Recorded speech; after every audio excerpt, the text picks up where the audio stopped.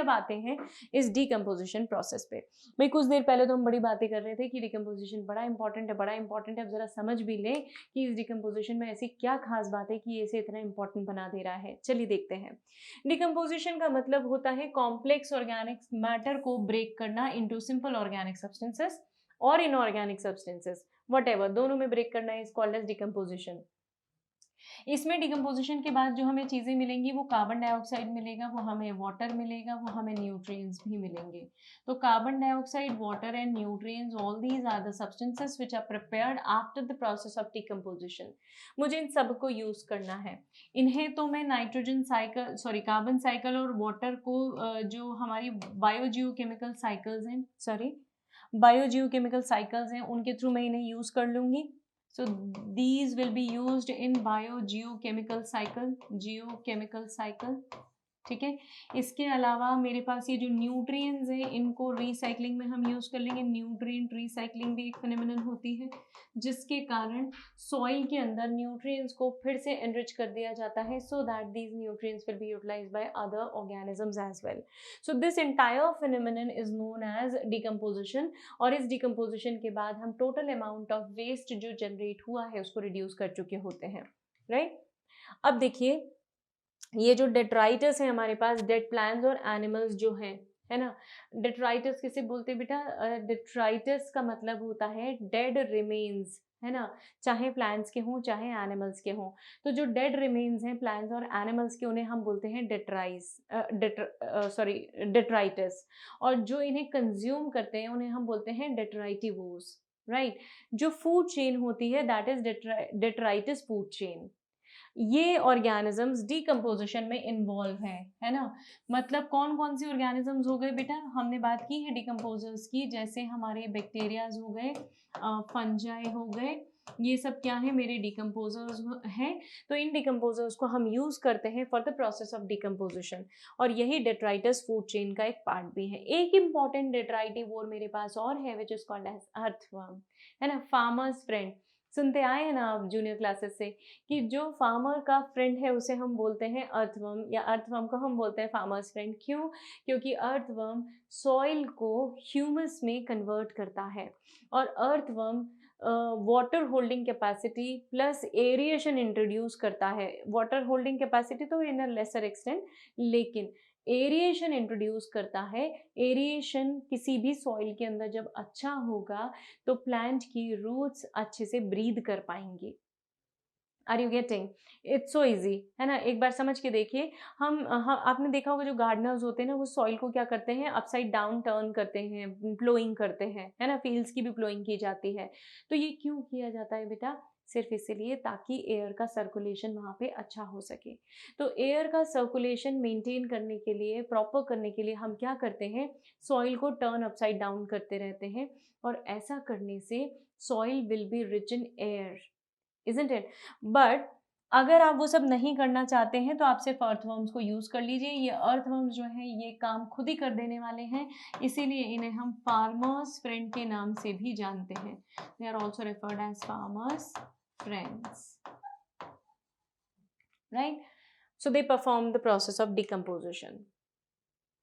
This is how it looks like. Although आपने देखा हुआ है अर्थवर्म। चलिए ज़रा इंपॉर्टेंट स्टेप्स देख लेते हैं कि हमारे ये अर्थवर्म भी जब परफॉर्म करते तो क्या इंपॉर्टेंट स्टेप्स परफॉर्म करते हैं।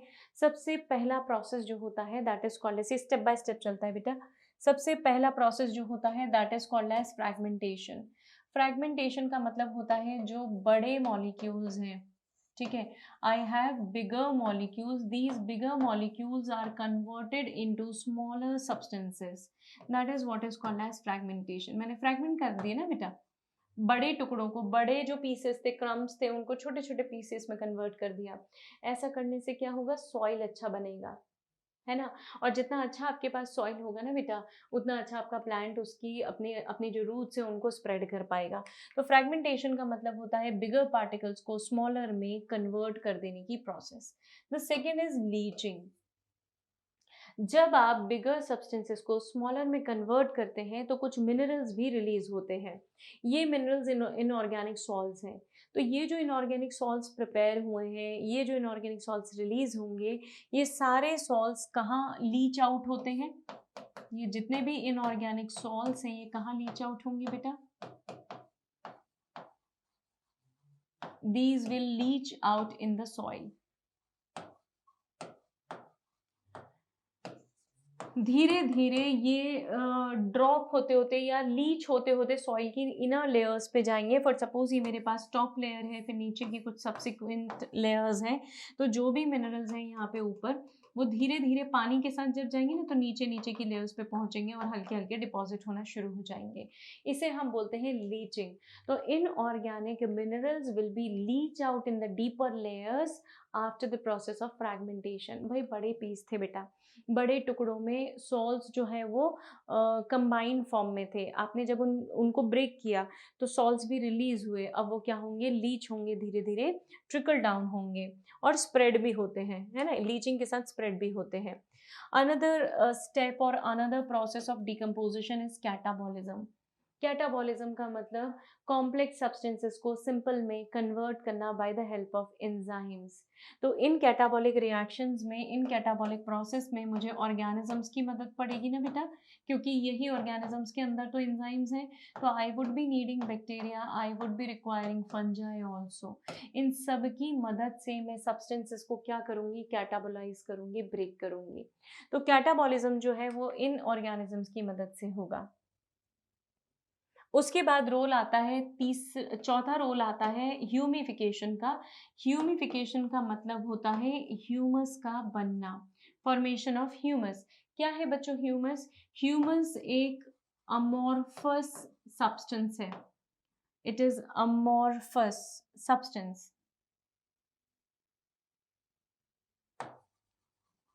ब्लैक कलर का होता है, it is black in colour.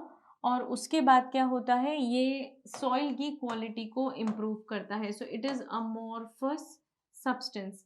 Black coloured amorphous substance को हम ह्यूमस बोलते हैं. ह्यूमस टॉप फर्टाइल लेयर का एक बहुत इंपॉर्टेंट कंपोनेंट हो जाता है, क्योंकि ह्यूमस के अंदर दो इंपॉर्टेंट क्वालिटीज होती हैं बेटा. This humus will serve two important properties और will have two important properties and will serve two important function. देखिए क्या, पहला फंक्शन होगा एरिएशन, दूसरा फंक्शन होगा, ह्यूमस का दूसरा फंक्शन होता है वाटर होल्डिंग कैपेसिटी को इंप्रूव करना, इंक्रीज करना. So it increases water holding capacity of the soil.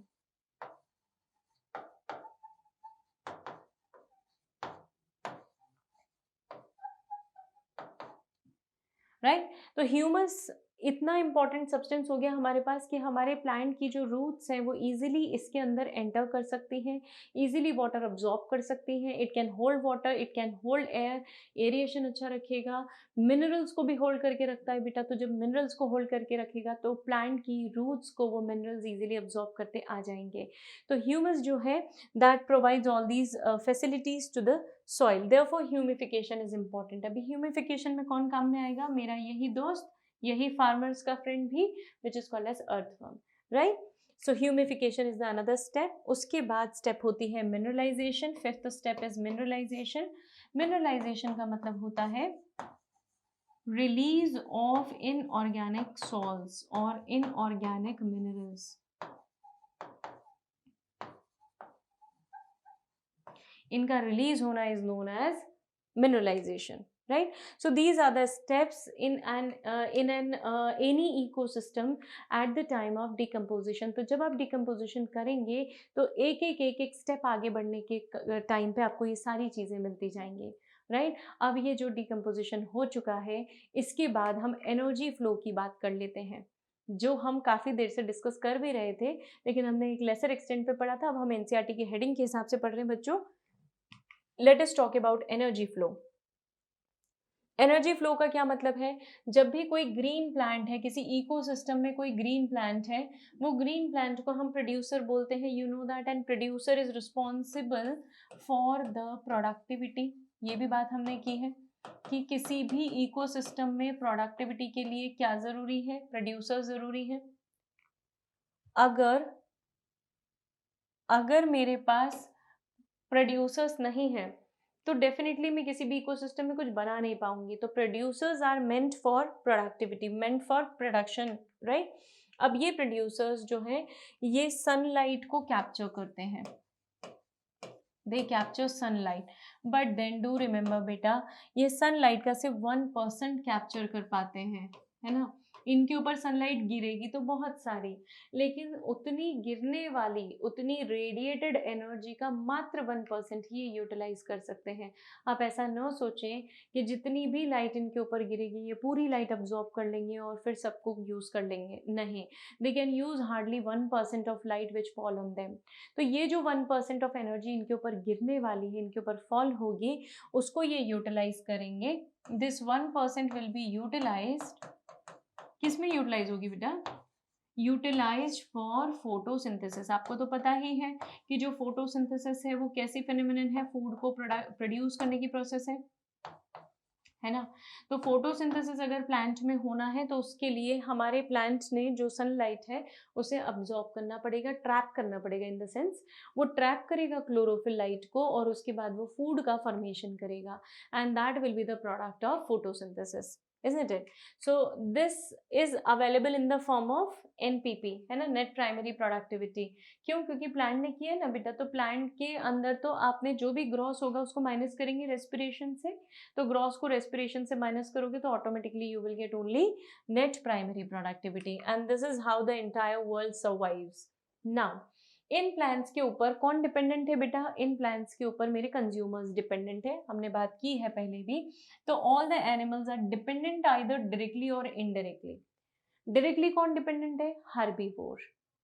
Indirectly कौन डिपेंडेंट है, कार्निवोर। तो मैंने कह दिया कि हर प्लांट के हर एनिमल प्लांट्स के ऊपर डिपेंडेंट है आइदर डायरेक्टली और इनडायरेक्टली, और इन्हीं को हम क्या बोलेंगे बच्चों, कंज्यूमर्स। इन्हीं को मैं किसका नाम दे देती हूँ, कंज्यूमर्स। अब प्राइमरी कंज्यूमर मतलब डायरेक्टली प्लांट्स को कंज्यूम करने वाले हो गए, so they are herbivores. Secondary consumers मतलब जो प्राइमरी कार्निवोर्स हैं, जो पहली बार किसी हर्बिवोर को कंज्यूम करने वाले हैं। टर्शरी कंज्यूमर मतलब सेकेंडरी कंज्यूमर। टर्शरी और सेकेंडरी कंज्यूमर मतलब जो प्राइमरी कंज्यूमर को कंज्यूम करते हैं। See if it is tertiary consumer तो it is going to consume secondary consumer, if it is secondary consumer तो it is going to consume primary consumer, right. So accordingly you can choose.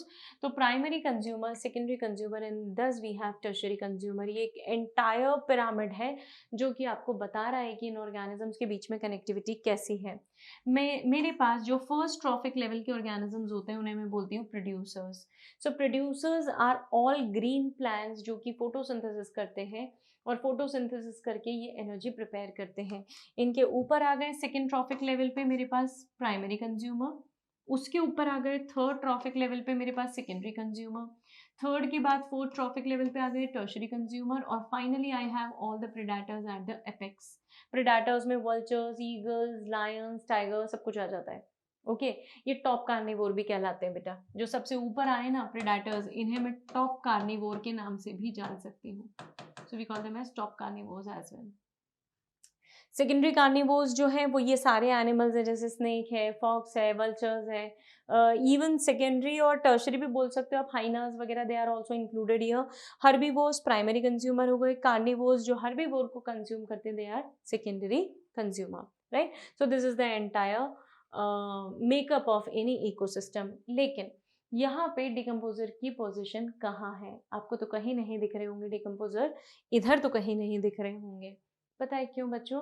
याद कीजिए मैंने आपसे बात की थी कि डिकम्पोजर तो किसी भी लेवल पे आकर काम कर सकते हैं, किसी भी लेवल पर जाकर उन ऑर्गेनिजम्स को कंज्यूम करके ऑर्गेनिक मैटर को रिड्यूस कर सकते हैं। So decomposers are available at any trophic level, इसलिए हमने उन्हें इस फूड चेन में डायरेक्टली इन्वॉल्व नहीं किया है। Okay so decomposers can act anywhere. So this is what is energy flow. अब ये जो एनर्जी फ्लो होता है ये एक्चुअली साइंटिफिक टर्म में क्या कहना चाहिए, जो टेक्निकल टर्म है उसके लिए हम क्या बोलते हैं, that is what is called as food chain.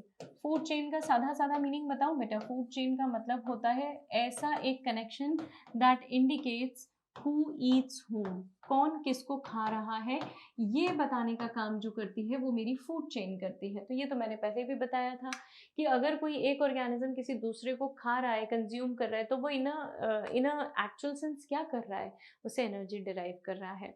तो फूड चेन का मतलब हो गया जहाँ पे कोई एक पोजीशन है, कोई एक जगह है जहाँ पे कोई ऑर्गेनिज्म आ रहा है, प्रेजेंट है, उस जगह को हम बोलते हैं ट्रॉफिक लेवल। और एक ट्रॉफिक लेवल का ऑर्गेनिज्म दूसरे ट्रॉफिक लेवल के ऑर्गेनिज्म को कंज्यूम करता है। So this is what is referred as food chain. देखते हैं ग्रेजिंग फूड चेन के बारे में।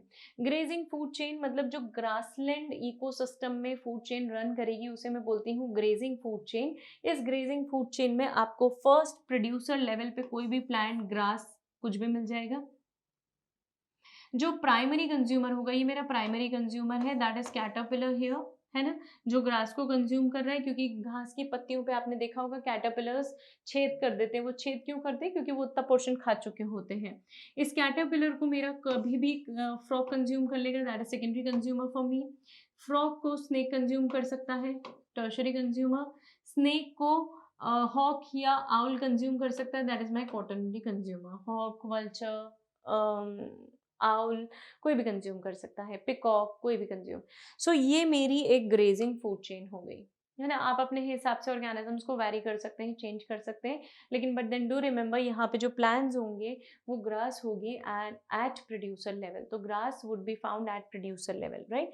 तो this is my grazing food chain. Energy का फ्लो कहाँ से कहाँ हुआ है बेटा? ग्रास ने अपनी एनर्जी ग्रास हॉपर को दी, ग्रास हॉपर ने अपनी एनर्जी फ्रॉग को दी, फ्रॉग ने अपनी एनर्जी स्नेक को दी, और स्नेक ने अपनी एनर्जी आउल को दी। So this is how the flow of energy is taking place. ये फ्लो यूनिडायरेक्शनल हुआ, है ना। कभी भी एनर्जी रिवर्स नहीं आएगी बेटा। आप ऐसा ना समझे कि आउल से वापस से ग्रास को एनर्जी मिल गई, नहीं भाई, ये कभी नहीं होने वाला। ग्रास से हमेशा एनर्जी किसको मिलेगी? आउल को मिलेगी। So flow of energy is always unidirectional in this food chain. इसीलिए हम फूड चेन्स को पढ़ रहे हैं बेटा, क्योंकि हमें इकोसिस्टम के बारे में और कुछ जानकारी तो इसी फूड चेन से मिल जाएंगी। देखते हैं हम कैसे कैसे मिल सकती हैं। तो this is all about my grazing food chain. Let us talk about detritus food chain, जिसका मैंने अभी आपसे थोड़ी देर पहले जिक्र भी किया था। मान लीजिए मेरे पास कोई भी एक फूड चेन है, जिस फूड चेन में कुछ ऑर्गेनिजम्स हैं, तो ये ऑर्गेनिज्म में कौन सा एक ऑर्गेनिज्म किस दूसरे ऑर्गेनिज्म को खा रहा है, कंज्यूम कर रहा है, उसे मैं बोलूँगी डेट्राइटस फूड चेन। वैसे तो डेट्राइटिवोर्स में मेरे पास बैक्टीरिया और फंगस आते हैं। तो अगर मान लीजिए ये ग्रेजिंग फूड चेन है, इस ग्रेजिंग फूड चेन में कहीं पर भी किसी भी ट्रॉफिक लेवल पे कोई भी ऑर्गेनिज्म मरेगा तो उसे खाने वाला, उसे कंज्यूम करने वाला कोई डेट्राइटिवोर होगा। और ये जो भी डेट्राइटिवोर है, सपोज ये कोई ऑर्गेनिक मैटर है ना, इनमें से कोई भी मर गया, उसकी बॉडी है, डेड बॉडी है, उसे कंज्यूम करने वाले ये मेरे पास माइक्रोब्स हैं, है ना, या फिर वर्म्स हो सकते हैं। वर्म्स को ईट करने वाले, खाने वाले, ये मेरे पास सेकेंडरी कंज्यूमर्स भी हो सकते हैं।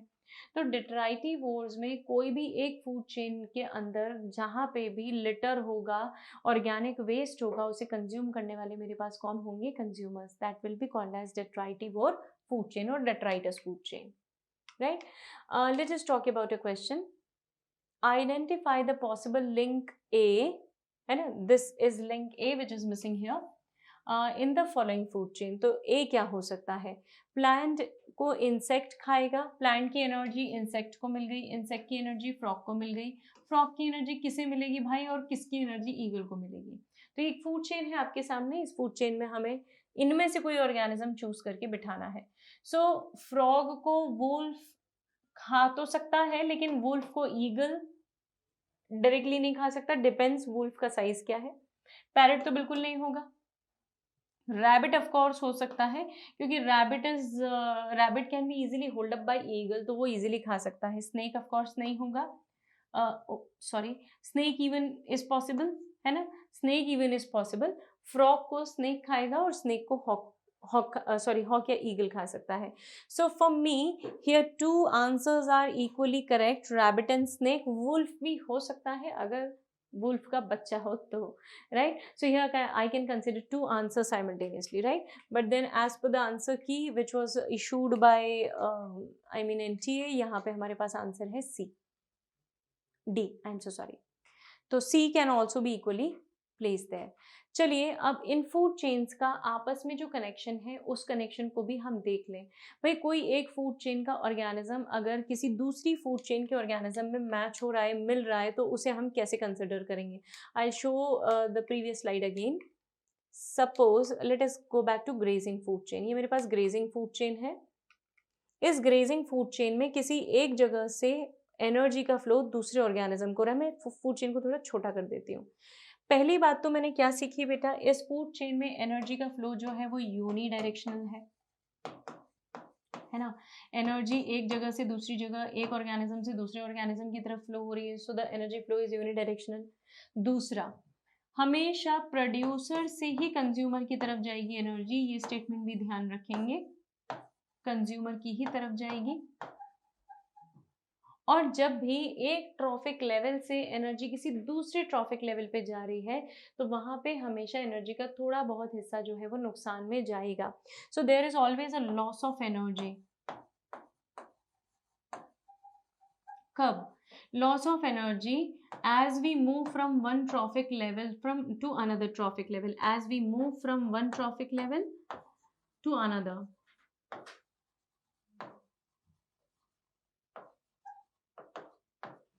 राइट अब जैसे जैसे एक लेवल को क्रॉस करके किसी दूसरे लेवल पे जाओगे बच्चों, तो हमेशा there will be a loss of energy. And do you know how much loss you are going to bear? 90% loss. पता है, पूरा का पूरा 90% एनवायरमेंट में एज अ हीट डिसिपेट हो जाएगा। मतलब मैं कंक्लूजन निकालूं तो एनर्जी मिलेगी कितनी? तो ग्रास से ग्रास हॉपर को सिर्फ 10% एनर्जी जाएगी, ग्रास हॉपर से फ्रॉग को भी सिर्फ 10% एनर्जी जाएगी। मतलब जब भी एनर्जी फ्लो होगी तो 10% रूल को फॉलो करते हुए फ्लो होगी। एक ट्रॉफिक लेवल से दूसरे पे एनर्जी जाने के लिए सिर्फ 10% लगेगा और एनर्जी का जो वेस्ट होगा वो कितना होगा? 90%। So this is in accordance to Lindeman's 10% law. इसे हम 10% लॉ ऑफ एनर्जी ट्रांसफर बोलते हैं। We call it as 10% law of energy transfer। मतलब एक ट्रॉफिक लेवल से दूसरी ट्रॉफिक लेवल में एनर्जी पास ऑन हो रही है और इस पास ऑन होते टाइम पे हमेशा 10% इज लॉस्ट, राइट। अब दूसरा कॉन्सेप्ट समझिए यहाँ पे। मैं एक बार इस फूड चेन को फिर से बना रही हूँ आपके लिए, तो आपको क्लैरिटी मिलेगी कि इस फूड चेन में से अगर मैं किसी एक ऑर्गेनिज्म को रिमूव कर दूं तो मुझे क्या इम्पैक्ट मिलेगा। सो सपोज ये ग्रास है और ग्रास को चलो डियर ने खाया, डियर को टाइगर ने खाया। ये मैंने एक और छोटी सी फूड चेन ले ली आपके सामने। अगर इस फूड चेन में से मैं डियर को निकाल दूं तो क्या लगता है आपको, क्या टाइगर की पॉपुलेशन पे कोई असर होना है? हमें इस फूड चेन के हिसाब से तो डेफिनेटली दिख रहा है कि होना है। क्यों भाई? क्योंकि टाइगर का खाना कौन था? डियर था। टाइगर ने डियर को खाया, तो अगर डियर हट गया, डियर रिमूव हो गया, तो टाइगर भी मरना शुरू हो जाएंगे, राइट। अच्छा, क्या ग्रास के ऊपर कोई फर्क पड़ेगा? बिल्कुल पड़ेगा। अभी ग्रास को खाने वाला कोई नहीं रहा तो ग्रास का नंबर क्या हो जाएगा? सडनली बढ़ना शुरू हो जाएगा। तो मैं ऐसा देखूं कि दोनों ट्रॉफिक लेवल पे इम्पैक्ट हुआ है तो definitely answer would be yes. इधर टाइगर का नंबर कम हो गया क्योंकि उसका खाना खत्म हो गया और उधर पे ग्रास का नंबर बढ़ गया क्योंकि उसको खाने वाला कोई नहीं रहा। Isn't it? ये तो बेटा फूड चेन एक सिंगल जब आप देख रहे हैं तब आपने बोल दी बात, लेकिन प्रैक्टिकली ऐसा नहीं होता। पता है क्यों नहीं होता?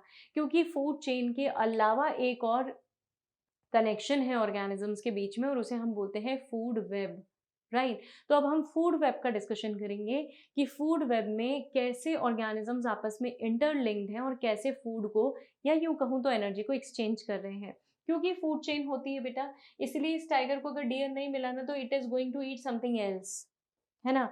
ग्रास को अगर डियर ने नहीं खाया तो कोई और ग्रास को खा रहा है, तो ग्रास का नंबर बढ़ेगा नहीं, टाइगर का नंबर जो है वो कम होगा नहीं।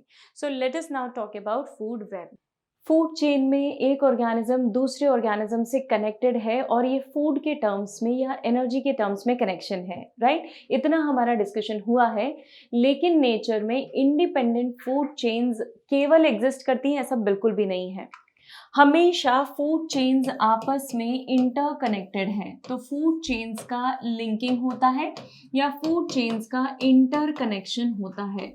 और ये जो इंटरकनेक्शन है मेरे पास फूड चेन का, इसी को मैं एक दूसरा नाम बोलती हूँ, that is called as web, food web, right. तो बच्चों वेब टर्म से आपके दिमाग में चीजें आ ही गई होंगी कि बहुत सारी लिंक्स जो है वो आपस में इंटरलिंकिंग हो रही हैं, बहुत सारी फूड चेन्स आपस में इंटरलिंक होकर एक वेब क्रिएट कर रही हैं, इसीलिए इसे हमने बोला है फूड वेब। राइट क्योंकि ये सारी फूड चेन्स आपस में जब लिंक कर रही हैं तो किस पर्पस से कर रही हैं? फूड के पर्पस से ना, they want to exchange food, animals they want to exchange food, rather they want to exchange energy, isn't it? तो एनर्जी को एक्सचेंज करना है, इसीलिए सारी फूड चेन्स का आपस में लिंकिंग हो जाता है और इस इन लिंक्ड फूड चेन्स को हम बोलते हैं फूड वेब। तो फूड वेब नेचर में एग्जिस्ट करती है। In a right sense if we can say food chain का एग्जिस्टेंस कम है, फूड वेब का एग्जिस्टेंस ज़्यादा है, क्योंकि इंडिपेंडेंट फूड चेन्स तो पॉसिबल ही नहीं है नेचर में। कारण ऐसा हमेशा ज़रूरी नहीं है ना बेटा कि किसी एक ऑर्गेनिज्म को दूसरा ऑर्गेनिज्म अवेलेबल ही हो। मेरी बात समझने की कोशिश करना। सपोज ये ग्रास लिखी है मैंने, इस ग्रास को ग्रास हॉपर खाए, ग्रास हॉपर को फ्रॉग खा ले और फ्रॉग को कोई स्नेक खा ले, राइट? तो ज़रूरी तो नहीं है कि स्नेक को हमेशा फ्रॉग अवेलेबल ही हो, ऐसा पॉसिबल नहीं है। हो सकता है फ्रॉग को ग्रास हॉपर हमेशा अवेलेबल हो, ऐसा पॉसिबल ना हो। तो हमेशा नेचर में फूड चेन्स एग्जिस्ट करेंगी, इसकी कोई गारंटी नहीं है। There is always interlinking of food chain and that is what is called as food web. So natural interconnections होते हैं फूड चेन्स के और उन्हें हम फूड वेब बोलते हैं। अब एक बात याद रखिएगा बच्चों, इस फूड वेब से हम कुछ और कंक्लूजन्स ड्रॉ कर सकते हैं।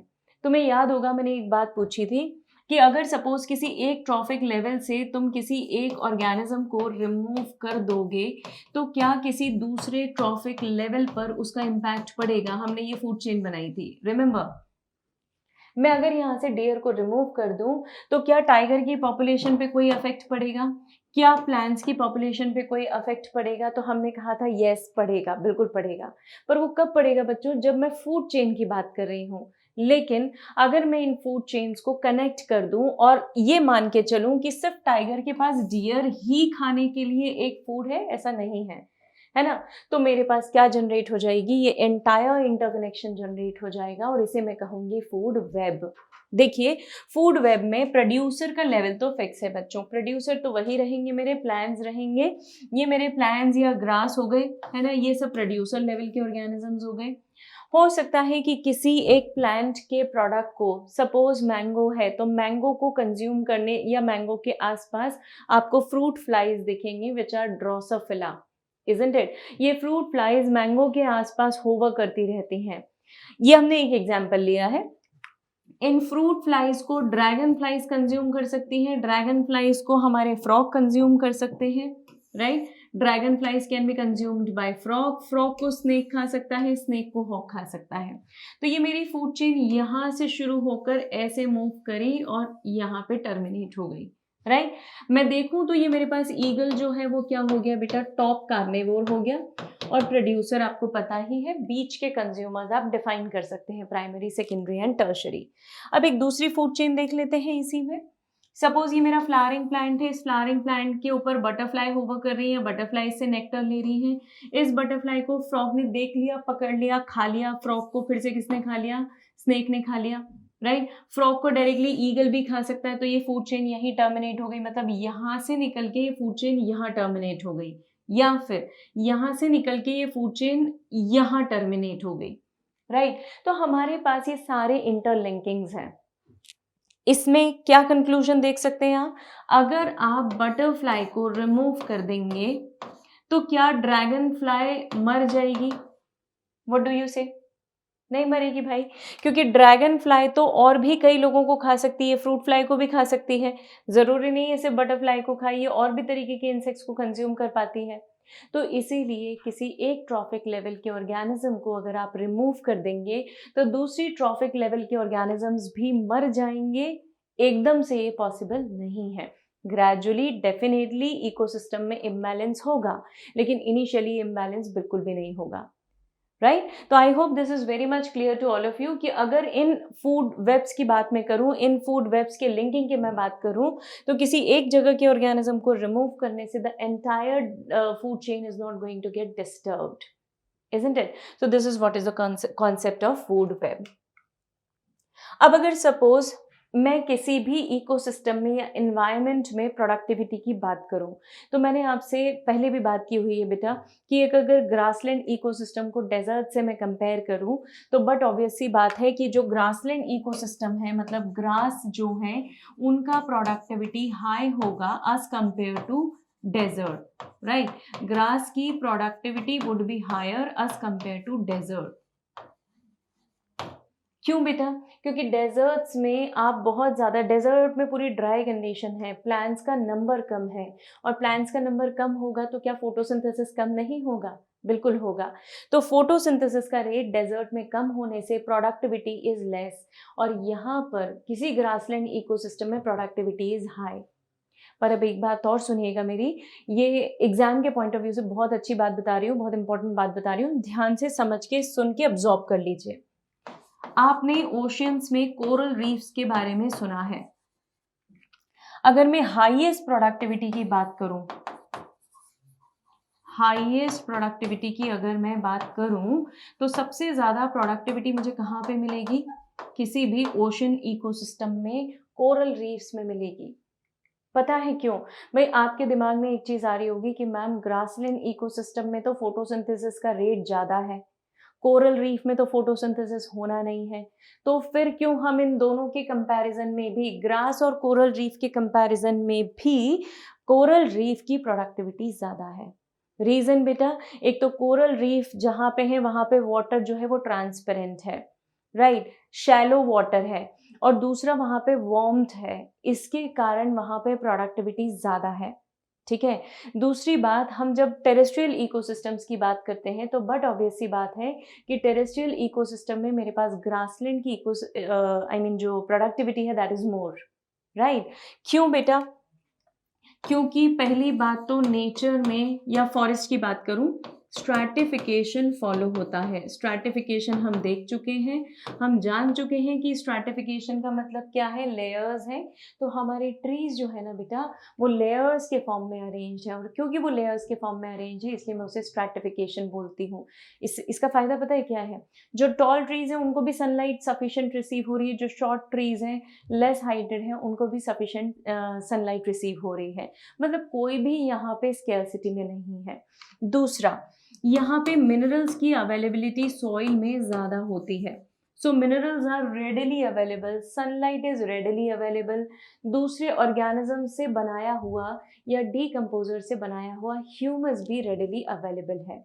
इन सभी फैक्टर्स के कारण ग्रासलैंड की प्रोडक्टिविटी ज़्यादा है।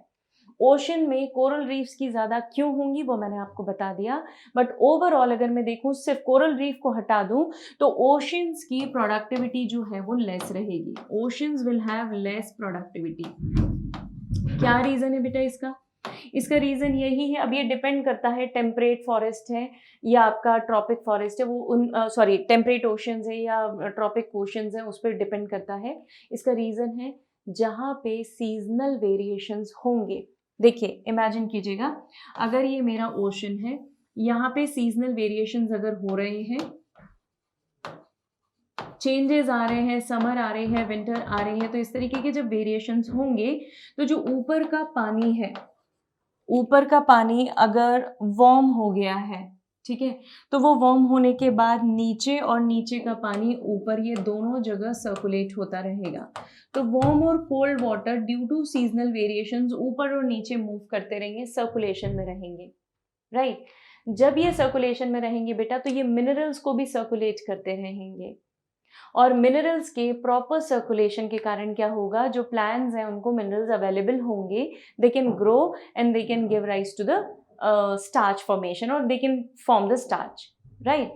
लेकिन अगर आप एक ऐसी सिचुएशन इमेजिन करें जहाँ पे इस ओशन में सीजनल वेरिएशन बिल्कुल नहीं है, there is no seasonal variation, so there is no turning up of warm and cold water, पानी स्टैग्नेंट है, जैसा है वैसा का वैसा ही है, मिनरल्स नीचे बॉटम पे सिंक हो चुके हैं, अब मिनरल्स ऊपर नहीं आ रहे हैं, तो अवेलेबल तो हैं भाई, समुद्र के पानी में मिनरल्स हैं, लेकिन उन मिनरल्स में एक मिनरल की सबसे ज़्यादा डेफिशिएंसी है जो कि मेरे प्लांट को बहुत ज़्यादा ज़रूरी था या होता है, उसे मैं बोलती हूँ नाइट्रोजन, ठीक है।